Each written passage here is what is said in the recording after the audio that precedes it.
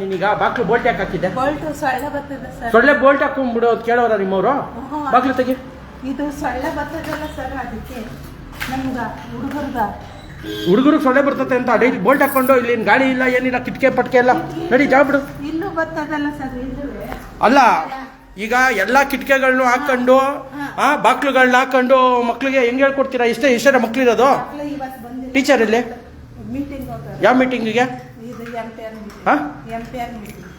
ಏನ್ ತಿಂತಾರದು ಮಕ್ಳು? ಕಾಳು ಕೊಟ್ಟಿದ್ದೆ ಸರ್, ಅಡ್ಗೆ ಮಾಡ್ತಾ ಇದ್ನಲ್ಲ ಅದಕ್ಕೆ. ಏನ್ ಹಿಂಗೆ ಅಪ್ಪ ಯಪ್ಪ ಯಪ್ಪ ನೆಲಕ್ಕೆ ಹಾಕಿದ್ಯಲ್ಲಮ್ಮ? ಅವ್ರಿಗೆ ಏನ್ರಲ್ಲಿ ಹಾಕೊಟ್ಟಿದ್ಯಾ ನೀನು? ಇರು ಏನ್ರಲ್ಲಿ ಇತ್ತ? ಏನ್ರಲ್ಲಿ ಕೊಟ್ರ ಇದನ್ನ? ಏನ್ರಲ್ಲಿ ಹಾಕೊಟ್ರು? ಸುಮ್ನೆರಮ್ಮ, ಕೇಳ್ತಾ ಇದ್ದೀನಿ.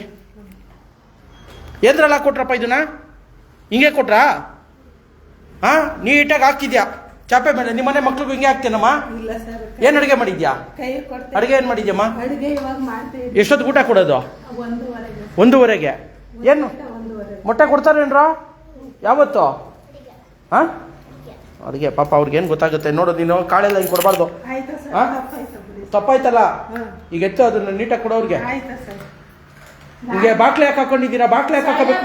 ಸೊಳ್ಳೆ ಬರ್ತವೆ ಅಂದ್ರೆ ಸೊಳ್ಳೆ ಬರೋದಕ್ಕೆ ಏನಾದ್ರು ವ್ಯವಸ್ಥೆ ಮಾಡ್ಕೋಬೇಕು. ಎಲ್ಲ